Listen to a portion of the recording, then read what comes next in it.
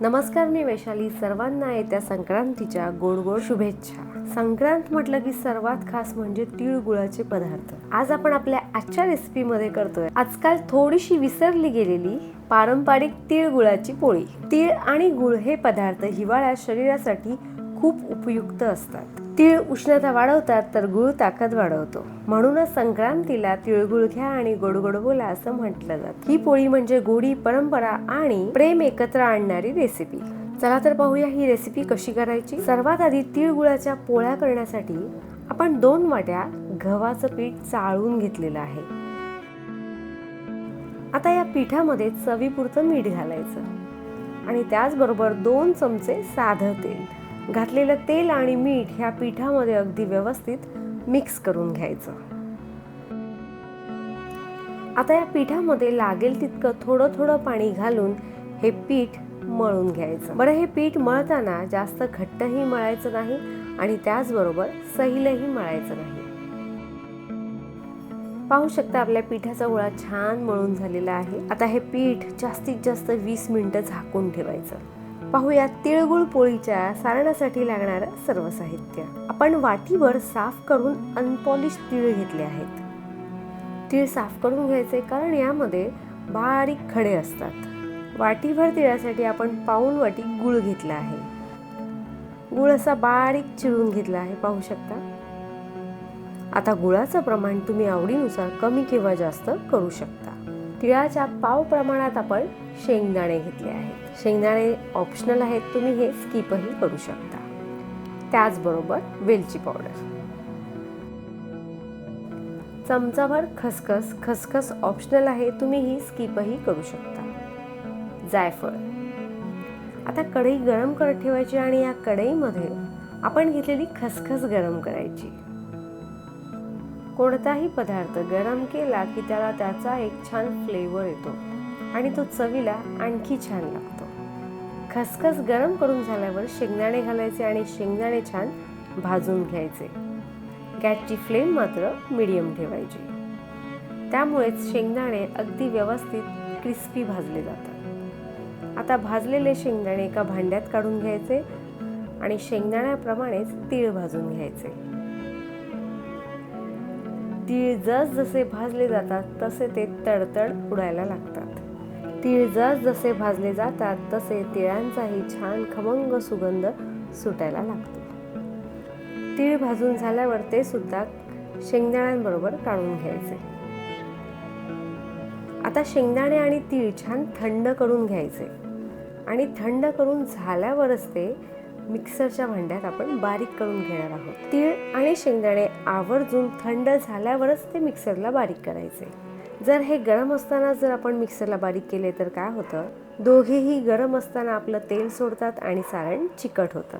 पाहू शकता, थंड झाल्यावर आपण तीळ आणि शेंगदाणे बारीक केल्यामुळे अगदी सारण सुटसुटीत झालं आहे. आता या बारीक केलेल्या साहित्यामध्ये गूळ घालायचा.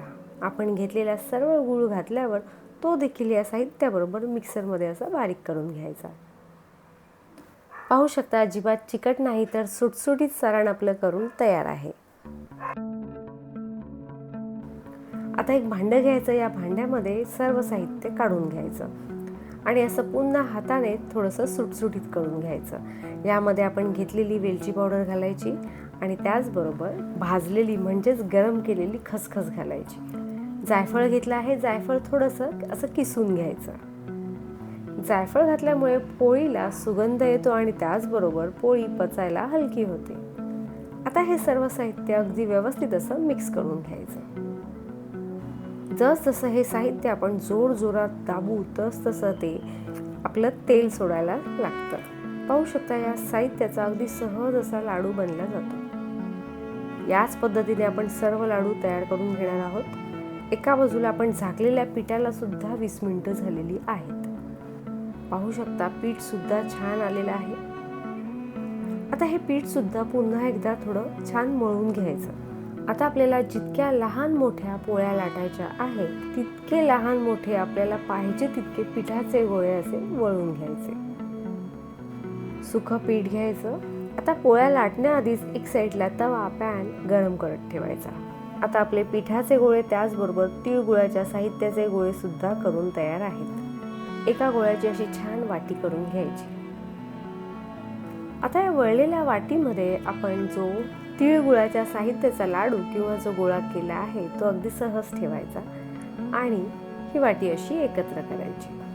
पाहू शकता, वाटी अशी एकत्र केल्यावर हे जे जास्तीचं पीठ आहे ते तुम्ही काढू शकता किंवा असं थोडंसं फोल्ड करू शकता.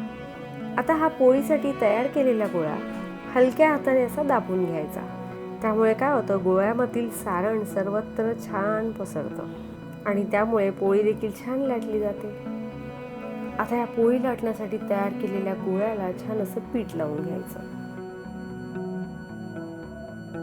पोळी लाटण्यासाठी आपला गोळा तयार आहे. आता हा गोळा हलक्या हाताने सर्व बाजूनी असा छान लाटून घ्यायचा. गोळा लाटताना अजिबात घाई करायची नाही. पोळ्या फाटतात, पोळ्यांमधील सारण बाहेर येतं. पाहू शकता, अगदी हलक्या हाताने आपली तीळ गुळाची पोळी सहज लाटून झालेली आहे. आहा, मस्त. जाडीला जास्त जाडही नाही आणि त्याचबरोबर पातळही नसलेली तीळ गुळाची पोळी आपली लाटून शेकवण्यासाठी तयार आहे. आपण आधीच पॅन गरम करत ठेवला होता. या पॅनवर एका बाजूने अशी पोळी घालून घ्यायची. आता पोळी एका बाजूने छान शेकल्यावर पलेत्याच्या सहाय्याने पोळी अशी पलटून घ्यायची. शक्यतो पलेत्याचाच वापर करायचा, कारण पोळी फुगल्यामुळे तिची वाफ सहज आपल्या हातावर येऊ शकते. पोळीला एका बाजूने तूप लावल्यावर दुसऱ्या बाजूनेही तूप लावून घ्यायचं. पाहू शकता, आपली पोळी छान टम्म फुगली आहे. जास्त घाई गडबड केली नाही तर आपल्या सगळ्या पोळ्या अशा छान फुलतात. आता याच पद्धतीने इतर सर्व पोळ्या आपण लाटून आणि शेकवून घेणार आहोत. पोळ्यांमधील सारण जर चिकट झालं नाही तर पोळ्या आपल्या छान अशा फुलतात आणि फाटतही नाहीत. त्यासाठी सारणासाठी लागणारे तीळ आणि शेंगदाणे थंड झाल्यावरच मिक्सरला बारीक करून घ्यायचे. गुळाचं प्रमाण जास्त असेल तर आपलं सारण चिकट होऊ शकतं. म्हणूनच तिळाच्या प्रमाणानुसारच गुळाचा वापर करायचा. अशी गरमागरम तिळगुळ पोळी दूध आणि लोण्याबरोबर खूप छान लागते. या सर्व पोळ्या छान मऊ राहाव्यात म्हणून कापडात गुंडाळून ठेवायच्या. आपली पारंपरिक तिळगुळाची पोळी ही संक्रांत गोड, आरोग्यदायी आणि प्रेमळ जाओ ही शुभेच्छा. नेहमीप्रमाणेच बोलता बोलता वेळ झाली आता निरोपाची. तुम्हाला जर आपली आजची तिळगुळाच्या पोळीची रेसिपी आवडली असेल तर आपल्या रेसिपीला लाईक, शेअर आणि सबस्क्राईब करा. बेलचं बटनही दाबा. प्रत्येक नवीन येणाऱ्या रेसिपीला हाईप करा. आणि ज्याप्रमाणे तुम्ही आपल्या सर्व रेसिपीज पाहता त्याचप्रमाणे पाहत राहा. पाहता पाहता करतही राहा आणि करून झाल्यावर कमेंटमध्ये नक्की सांगा तुम्ही केलेली तिळगुळाची तुमची रेसिपी कशी झाली. आणि यापेक्षा इतर वेगळ्या पद्धतीने जर तुम्ही तिळगुळाच्या पोळ्या करत असाल तर तुमची रेसिपी कमेंटमध्ये मला नक्की शेअर करा.